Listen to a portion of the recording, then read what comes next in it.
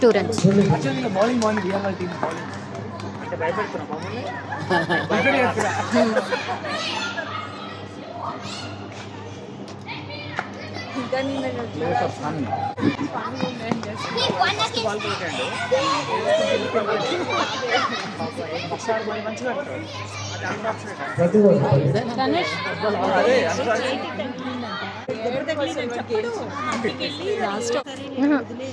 Fourth over అనుకుంటా, fifth over maybe.